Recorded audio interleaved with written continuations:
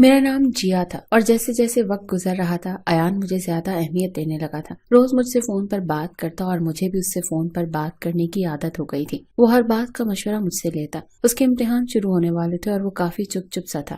میں نے کہا تم چپ چپ کیوں ہو، بات کیوں نہیں کر رہے؟ تو کہنے لگا یار کیا بات کروں، بہت پریشان ہوں، پتہ نہیں ابا کو کیا ہوا ہے، میرا جیب خرچ بالکل ہی بند کر دیا ہے، کہتے ہیں کہ پڑھائی چھوڑو اور دکان پر بیٹھو ورنہ اپنا انتظام کر لو۔ اب امتحان شروع ہو گیا ہے اور میرے پاس کچھ بھی پیسے نہیں ہیں، کبھی نوٹس خریدنے پڑ جاتے ہیں، پھر باہر کا کام بھی مجھے ہی کرنا پڑتا ہے، کچھ سمجھ نہیں آ رہی کہ کیسے مینج کروں، بس ایک بار اچھی جاب لگ جائے تاکہ یہ سارے مسائل ختم ہو جائیں۔ میں نے کہا تم فکر مت کرو، تمہاری فیس میں بھر دوں گی۔ کہنے لگا نہیں مجھے نہیں چاہیے، مجھے اچھا نہیں لگتا کہ میں بار بار تم سے پیسے مانگوں۔ میں نے کہا ایان کیا ہو گیا تمہیں، میں کوئی غیر تو نہیں ہوں، میں کیا کرنے جا رہی ہوں اتنے پیسے کما کر، اگر تم کچھ بن جاؤ گے تو مجھے اس کی خوشی ہوگی۔ کہنے لگا لیکن میں تمہیں پھر یہ واپس کروں گا، لازمی کروں گا۔ میں نے کہا واپس؟ میں نے کہا مانگیں، میرا سب کچھ تو تمہارا ہی ہے۔ کہنے لگا مجھے عجیب فیل ہوتا ہے، اچھا نہیں لگتا، ایک مرد ہوتے ہوئے میرے دینے کا حق ہے، مانگنے کا تو نہیں ہے۔ میں نے کہا جب تم کماؤ گے تو دے دینا۔ کہنے لگا یار تم بہت اچھی ہو، تمہارے ہوتے ہوئے مجھے لگتا ہے کہ مجھے کسی اور کی ضرورت ہی نہیں ہے، نہ کسی دوست کی نہ کسی مددگار کی۔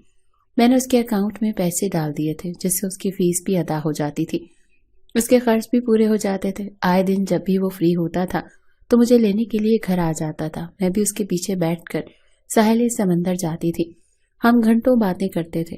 اب تو مجھے یہ بھی پرواہ نہیں تھی کہ لوگ مجھے کن نظروں سے دیکھ رہے ہیں، میں نے طوطے کی طرح چشم پوشی اختیار کر لی تھی۔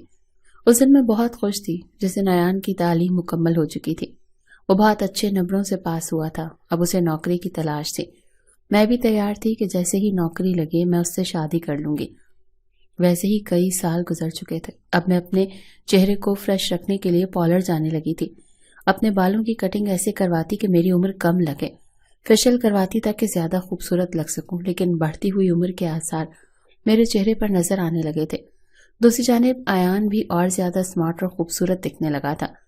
پچھلے چند مہینے سے نوکری تلاش کر رہا تھا لیکن نوکری نہیں مل رہی تھی، اکثر پیٹرول کے پیسے مجھ سے لے جاتا تھا۔ میں خود بھی بہت دعائیں کر رہی تھی کہ اس کی نوکری لگ جائے۔ پھر میں نے اپنے باس سے ہی بات کی کہ میرا ایک کزن ہے اور اسے نوکری کی ضرورت ہے۔ ان دنوں باس بھی ایک ایسے ہی نوجوان کی تلاش میں تھے، اسی لیے انہوں نے کہا کہ آپ اپنے کزن کو بلا لیں، میں انٹرویو لے لوں گا۔ یوں سمجھے کہ ایان کی نوکری بھی میری وجہ سے ہی لگی تھی۔ جیسے اس کی نوکری لگی مجھے انتظار تھا کہ اب وہ کہے گا کہ میں اپنے گھر والوں کو رشتے کے لیے لاتا ہوں، ہم شادی کر لیں گے، لیکن 3 ماہ گزر چکے تھے، اس نے مجھ سے ایسا کچھ نہیں کہا۔ ہاں یہ تھا کہ آفس جاتے ہوئے وہ مجھے گھر سے پک کرتا تھا، واپسی پر مجھے گھر چھوڑتا تھا۔ آفس کے دوران بھی اسے کوئی مشکل پیش آتی تو فوراً میرے پاس آ جاتا تھا، مجھ سے پوچھنے لگتا تھا۔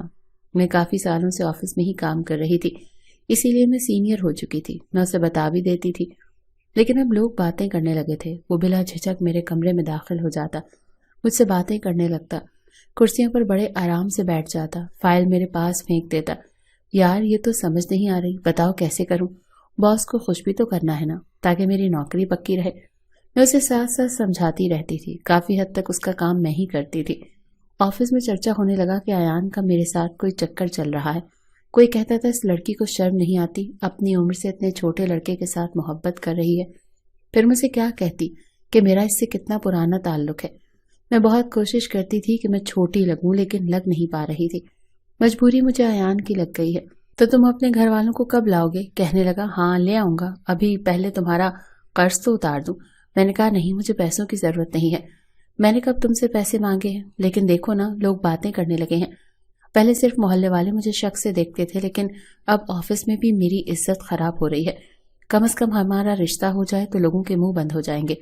وہ کہنے لگا پلیز تم لوگوں کی باتوں کی پرواہ مت کیا کرو، لوگوں کی تو عادت ہوتی ہے کہ انہیں بس موقع چاہیے ہوتا ہے، جیسے جو بکواس کرنی ہے کر لے، جب مجھے کوئی فرق نہیں پڑتا تو تمہیں بھی نہیں ڈالنا چاہیے۔ وہ ایسے ہی میرا ہاتھ پکڑ کر مجھ سے کہتا، بڑی اپنائیت سے مجھے دیکھتا۔ میں کہتی کہ پھر بھی اب ہماری شادی ہو جانی چاہیے۔ کہنے لگا ہاں ٹھیک ہے، میں امی سے بات کروں گا۔ میں خوش ہو گئی، میری جان اس وقت نکلی جب اسے میری عمر بڑی نظر آنے لگی۔ اب میری عمر 30 سال ہو چکی تھی، بلکہ اس سے بھی زیادہ بڑھنے لگی تھی، اور عورت پر بڑھاپا پن جلدی وارد ہوتا ہے۔ میں نے اپنے بالوں پر ڈائی لگوائی، اپنے آپ کو سجایا سنوارا، کم عمر نظر آنے کے چکر میں میں ہفتے میں 2 بار پارلر جانے لگی، کیونکہ کام کی ذمہ داری بھی بڑھ گئی تھی۔ مجھے اپنے کام کے ساتھ ساتھ ایان کی بھی فکر تھی کہ اس کی ذرا سی کوئی غلطی باس کی نظروں سے گزرتی ہے اور اس کی نوکری چھوٹ جاتی ہے۔ 1 ہفتہ گزر گیا، 15 دن گزر گئے، ایان نے کوئی جواب نہیں دیا۔ البتہ جیسے اسے تنخواہ ملی تو اس نے مجھے 25,000 دیے۔ میں نے کہا یہ کیا ہے؟ کہنے لگا یہ رکھو، اور اب میں ہر مہینے 25,000 دیا کروں گا اور آہستہ آہستہ تمہارا سارا قرض اتار دوں گا۔ میں نے کہا میں نے کب مانگے ہیں تم سے پیسے؟ کہنے لگا دینے تو ہیں نا یار، رکھو نا پلیز، واپس نہیں کرنا۔ میں نے کہا تم نے اپنی والدہ سے بات کی ہے؟ میری بات سن کر وہ مجھ سے نظریں چرانے لگا۔ میں نے کہا ایان پلیز مجھے بتاؤ نا۔ کہنے لگا امی نہیں مان رہی۔ میں نے کہا کیا مطلب؟ تم کہہ رہے تھے تم منا لو گے۔ کہنے لگا کوشش تو کر رہا ہوں، اب ایک دم سے تو نہیں مانیں گی۔ میں نے کہا نہیں، یہ ایک دم ہے، میں سالوں سے تمہیں کہہ رہی ہوں، میں تم سے یہی تو پوچھ رہی ہوں کہ کتنا وقت لگے گا۔ کہنے لگا تم کیوں پریشان ہو رہی ہو، میں تو ہوں نا تمہارے ساتھ۔ میں نے کہا پھر تمہارے والد کو بھی ماننا چاہیے۔ کہنے لگا ایک بات میری کان کھول کر سن لو، میرے گھر والے مانے یا نہ مانے میں ہی تم سے شادی کروں گا، بس سن لیا، زیادہ پریشان ہونا چھوڑ دو، بس مجھے 1-1.5 سال جم کر کام کرنے دو، پھر میں کرائے پر فلیٹ لے لوں گا اور ہم شادی کر لیں گے۔ میں نے کہا میرا گھر ہے نا، تم اکثر آتے جاتے ہو، اگر تم نے شادی اپنے والد کی مرضی سے نہیں کرنی اور تمہیں لگتا ہے کہ وہ نہیں مانیں گے تو ہم شادی کر لیتے ہیں، تم میرے گھر پر رہ لینا۔ میری بے بسی کی آخری حد تھی کہ میں اس کی منت سماجت کرنے پر مجبور ہو گئی تھی۔ کہنے لگا ہرگز بھی نہیں، یہ میری انا پر بہت بڑی چوٹ ہوگی کہ میں تمہارے گھر پر رہوں۔ میں جاب کر رہا ہوں نا، جیسے ہی نوکری میری جم جائے گی تو کرائے پر گھر لے لوں گا، پھر میں ادھر تمہیں لے کر جاؤں گا جیسے سب مرد کرتے ہیں۔ میں نے کہا تم غلط سمجھ رہے ہو، بہت سے لوگ ہیں جو میاں بیوی دونوں کماتے ہیں اور گھر چلتا ہے، کوئی فرق نہیں پڑتا۔ کہنے لگا لیکن مجھے بہت فرق پڑتا ہے، پلیز مجھے سمجھنے کی کوشش کرو۔ انہیں دنوں باس بیمار رہنے لگے، باس کی جگہ ان کی بیٹی آنے لگی۔ اس کا نام ندا تھا، بہت خوبصورت تھی، کم عمر تھی۔ باس اب کبھی کبھار ہی آفس آتے تھے، اس لیے سارا کام ندا سنبھال رہی تھی۔ جب سے ندا آفس میں آنے لگی تھی، ہمارے آفس کے کنوارے نوجوان اپنے دلوں کو تھام کر رہ گئے تھے۔ کہتے تھے باس کی بیٹی تو بڑی خوبصورت ہے، اگر ہمیں پسند کر لے تو مفت کی لاٹری لگ جائے گی۔ لیکن وہ لڑکی کافی مغرور قسم کی تھی، اپنے کام سے کام رکھتی تھی۔ شروع میں تو میں نے ہی اس کی کافی مدد کی تھی کیونکہ وہ کام سے ناواقف تھی، لیکن بہت جلد سیکھ گئی تھی۔ انہی دنوں مجھے بخار ہو گیا، میں 1 ہفتے آفس نہیں گئی۔ ایان ہی مجھے ڈاکٹر کے پاس لے گیا۔ بخار نے جیسے مجھے نہ چھوڑنے کی ٹھان رکھی تھی، حالانکہ صبح شام وہ آتا تھا، کبھی میرے لیے پھل لے کر آتا تھا، کبھی کھانے کی کوئی چیز لے کر آتا تھا، مجھے میڈیسن بھی خود نکال کر دیتا۔ پھر کہنے لگا اس بخار نے تو تمہیں بوڑھا کر دیا۔ یہ کہتے ہوئے وہ ہنسنے لگا، پتہ نہیں کیوں، لیکن اس کے منہ سے یہ بات سن کر مجھے بڑا عجیب لگا۔ میں نے کہا مجھے پریشان مت کرو۔ کہنے لگا اچھا ٹھیک ہے، میرے سامنے دوا کھاؤ، پھر میں چلا جاؤں گا۔ کہنے لگا تمہیں پتہ ہے میں نے تمہاری مدد کے بغیر میٹنگ کی اور میٹنگ کامیاب رہی۔ بہت خوش ہو کر بتا رہا تھا۔ میں نے کہا یہ تو اچھی بات ہے۔ میں ساتھ ساتھ کھانس بھی رہی تھی، طبیعت بہت زیادہ خراب تھی۔ کہنے لگا تمہیں چائے بنا دوں؟ میں نے کہا نہیں، تم بتاؤ پھر آگے کیا ہوا؟ کہنے لگا باس کی بیٹی مجھ سے بہت خوش ہے، کہتی ہے کہ آپ بہت جلدی کامیابی حاصل کر لیں گے۔ تمہیں پتہ ہے جب میں آفس سے باہر آ رہا تھا تو وہ بھی باہر نکل رہی تھی، مجھے دیکھ کر مسکرانے لگی۔ کہنے لگی اگر آپ فری ہیں تو مل کر کافی پیتے ہیں۔ میں نے کہا تو پھر تم نے کیا کہا؟ کہنے لگا میں نے کیا کہنا ہے، ایسا چانس بار بار تو نہیں ملتا، باس کی بیٹی کے ساتھ کافی پی کر آ رہا ہوں اور بل بھی اسی نے دیا ہے۔ وہ یہ سب مجھے بتا رہا تھا، لیکن پتہ نہیں مجھے کچھ ہوا تھا۔ کہنے لگا ویسے ہی بڑی ٹائٹ چیز، قسم سے بڑی پیاری اور خوبصورت ہے نا؟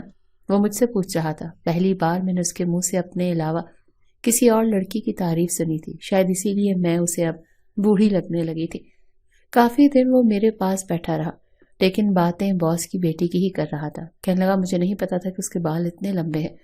یہ سن کر میں نے کہا میرے سر میں درد ہو رہا ہے، میں سونا چاہتی ہوں، ایان تم گھر جاؤ۔ کہنے لگا اچھا ٹھیک ہے، تم آرام کرو۔ یہ کہہ کر وہ جا چکا تھا، لیکن پتہ نہیں کیوں مجھے رونا آ رہا تھا، بہت زیادہ رونا آ رہا تھا۔ میں اپنے آنسوؤں پر ضبط نہیں کر پائی۔ ایسی تعریفیں کبھی وہ میری کیا کرتا تھا، کہتا تھا تم بہت خوبصورت ہو، میں نے آج تک تم جیسی خوبصورت لڑکی نہیں دیکھی، جتنی خوبصورت ہو اتنی ہی باحیا ہو، شریف ہو، میں تمہاری شرافت پر مرتا ہوں، دیوانہ ہوں تمہارا۔ آج پہلی بار اس کے منہ سے میں نے ندا کی تعریفیں سنی تھی۔ جب تک بیٹھا رہا ندا ندا کرتا رہا۔ میں اپنے بیڈ سے کھڑی ہوئی، سامنے آئینے کے پاس آئی، اپنے آپ کو غور سے دیکھنے لگی۔ آنکھوں کے نیچے گہرے ہلکے رنگت پیلی ہو چکی تھی، سامنے سر کے بال جڑوں سے سفید سفید نظر آ رہے تھے۔ آہستہ آہستہ مجھے لگنے لگا جیسے میرا چہرہ جھریوں سے بھرنے لگا ہے۔ میں نے اپنے ہاتھ دیکھے جو سفید کی جگہ پیلے لگنے لگے تھے۔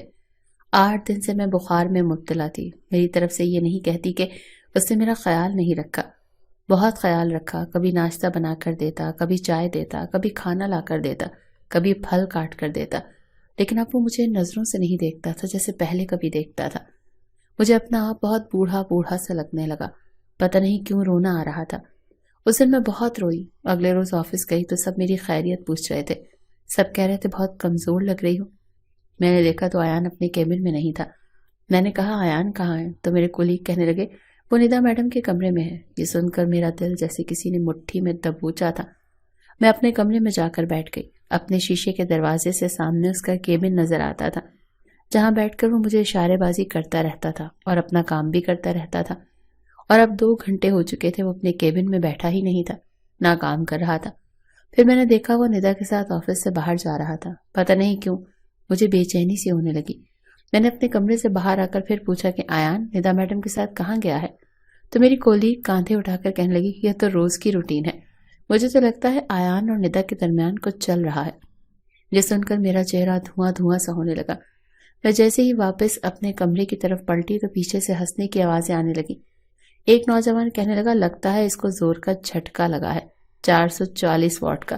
وہ کہنے لگا ارے یار یہ جو ایان ہے نا بڑا لکی ہے، ہر ایک کے ساتھ چانس مارتا ہے۔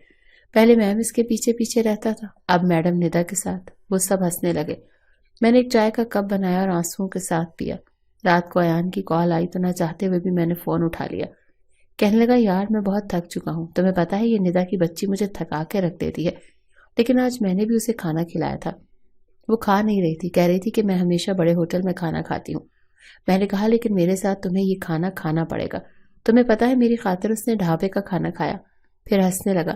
میں نے کہا اچھی بات ہے۔ کہنے لگا اور کیا، یہ امیر لڑکیاں نا نازک ہوتی ہیں اس طرح۔ پھر کہنے لگا تمہاری طبیعت اب کیسی ہے؟ میں نے کہا ہاں میں بالکل ٹھیک ہوں۔ کہنے لگا اچھا ٹھیک ہے یار میں بہت تھک گیا ہوں، میں سو جاؤں؟ میں نے کہا مجھ سے کیوں پوچھ رہے ہو، نیند آ رہی ہے تو سو جاؤ۔ میں نے تو تمہیں نہیں کہا کہ مجھ سے فون پر باتیں کیا کرو۔ کہنے لگا کیا کروں، تمہاری عادت ہو گئی ہے، تم سے بات نہیں کرتا تو لگتا ہے دن اچھا گزرا ہی نہیں۔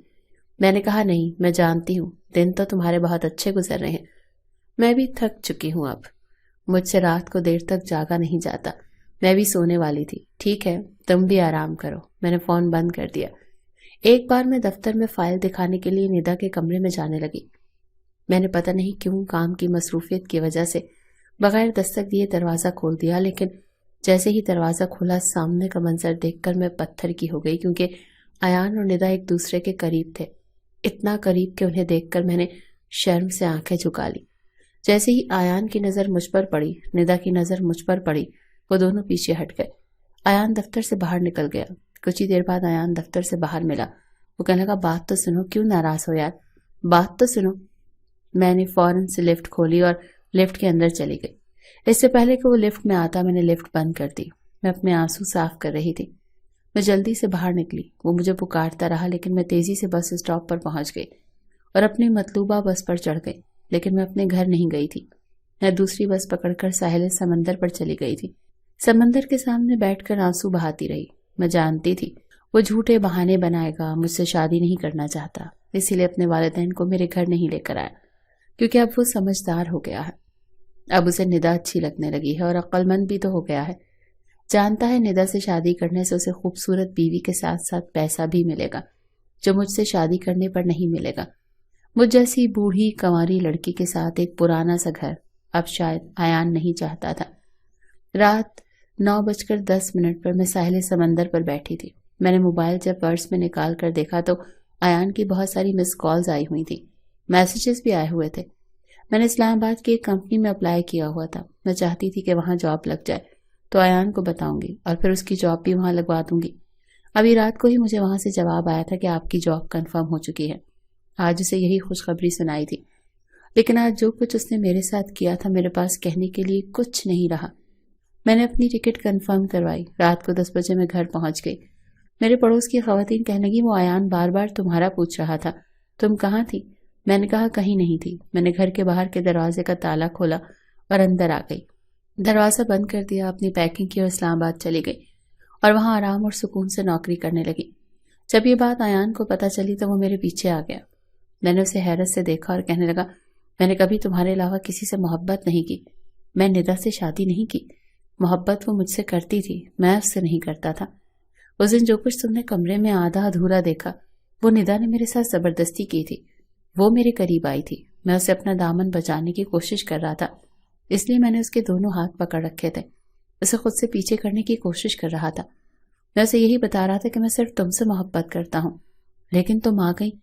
दीवानों की तरह तुम्हारे पीछे भागा था, लेकिन तुमने मेरी बात नहीं सुनी। भाग गई तुम। तुम्हारे घर बैठा रहा, तुम्हारा इंतजार करता रहा, तुमने फोन तक नहीं उठाया। और फिर पता नहीं तुम कहाँ चली गई। दूसरे दिन आया था तो घर पर ताला लगा हुआ था। मुसलसल तुम्हें कॉल करता रहा, तुम्हारे घर के चक्कर काटता रहा, तुम पता नहीं कहाँ चली गई थी। फिर मुझसे कहने लगा क्यों गई थी, तुम्हें मेरी बात पर एतबार नहीं था। मैं कहता था कि प्लीज मुझ पर एतबार करो, लोगों का काम है बातें करना। मोहल्ले वाले क्या कहेंगे, ऑफिस वाले क्या कहेंगे, ये क्या कहेंगे, मेरे घर वाले क्या कहेंगे। लोग कभी किसी को जीने नहीं देते। मैं अभी भी वही हूँ जहां पहले था। खुदा के लिए मेरी मोहब्बत की मुझे इतनी बड़ी सजा मत दो। जो आगे की जिंदगी बच गई है ना, उसे अपने साथ गुजार लेने दो। मैं हैरान थी कि क्या वो वाकई मुझसे मोहब्बत करता था। अभी तक मेरे इंतजार में था। मैंने उसका हाथ थाम लिया। मैं रो पड़ी। आंसू उसके भी बह रहे थे, लेकिन बार बार साफ कर रहा था। कहने लगा, कल तुम्हारे घर अपने वालिदैन को लेकर आऊंगा, ज्यादा नखरे मत दिखाना। वो अभी भी वैसा ही था, लेकिन मुझे इस बात का अफसोस जरूर हुआ था कि मुझे एक बार उसकी बात सुननी चाहिए थी। आपका क्या ख्याल है? कभी कभी हम लोगों की बातों की वजह से दूसरों की मोहब्बत पर शक करने लगते हैं, हालांकि अभी भी ऐसे लोग हैं जो सच्ची मोहब्बत करते हैं। आप बताइए, क्या ऐसे लोग अभी भी दुनिया में होते हैं या सिर्फ ये मेरा ही नसीब था?